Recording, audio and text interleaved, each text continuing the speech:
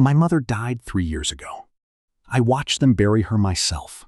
So, explain this. Why did I wake up last Thursday at exactly 3:07 a.m. to 12 missed calls from her number? The screen kept glowing in the dark beside my bed. Mom calling! My chest tightened instantly. Nobody had used that number since her funeral. I remember staring at the phone for almost a full minute before finally opening the voicemail she left. At first, there was only static. Then I heard breathing. Slow, shaky breathing. And after a few seconds, I heard something that made my blood run cold. It was me. My breathing, recorded from inside my bedroom.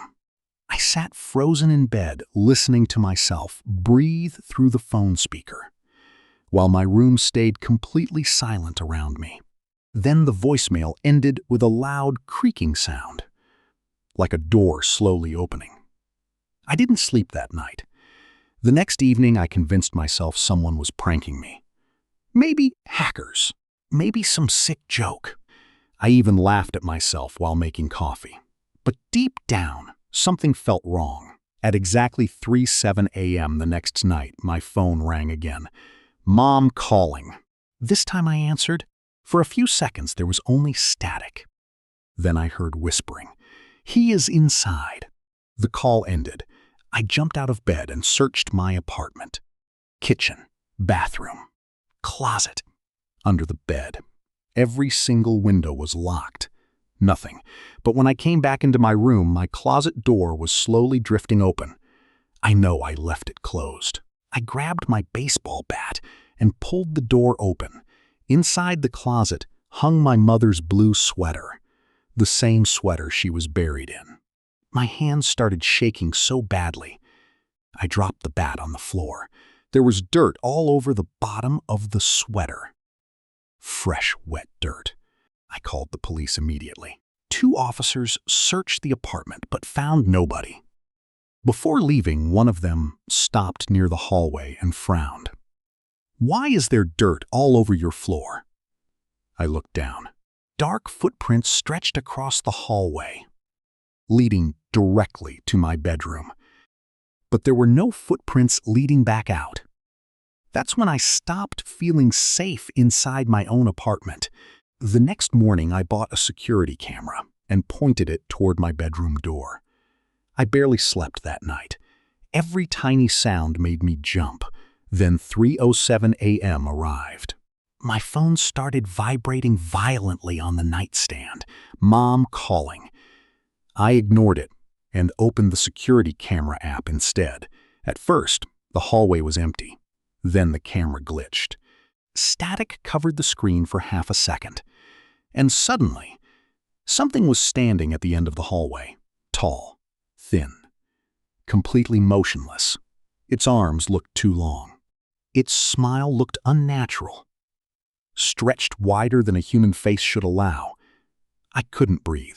The figure stood there staring directly at my bedroom door without moving a single inch.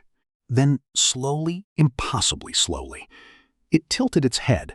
My phone buzzed again. A new voicemail arrived. I pressed play. My mother was crying. Danny, don't let it see you awake.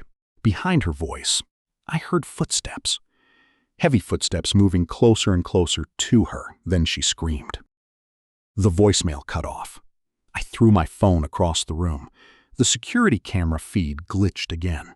The hallway was empty now, but my bedroom door slowly creaked open beside me. I nearly passed out from fear. There was nobody there, just darkness in the hallway.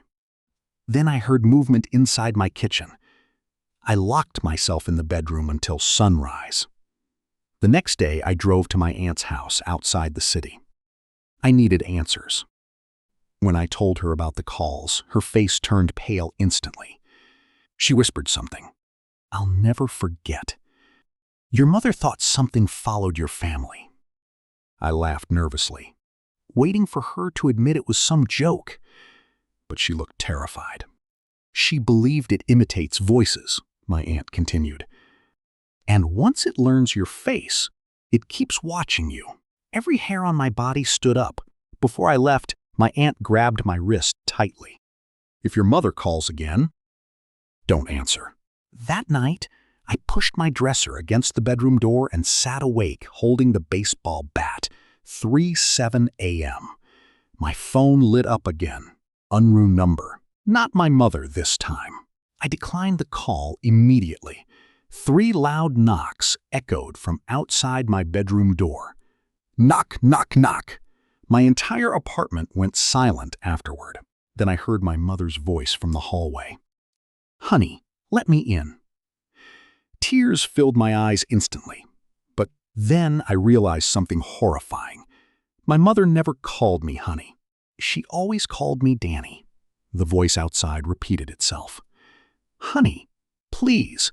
But now it sounded wrong, distorted deeper, almost growling beneath the words. The bedroom doorknob started turning slowly. I backed away while gripping the bat so tightly my hands hurt. Then I noticed something under the gap beneath the door. Feet, bare feet, bent backwards. My breathing stopped completely. The voice suddenly changed. "He can see you now." The doorknob twisted violently. I grabbed my phone and checked the security camera one last time. The hallway outside my room was completely empty. Nothing was standing there. Nothing at all. Then a cold breath touched the back of my neck from inside the bedroom, and a voice whispered directly into my ear. "You answered the phone."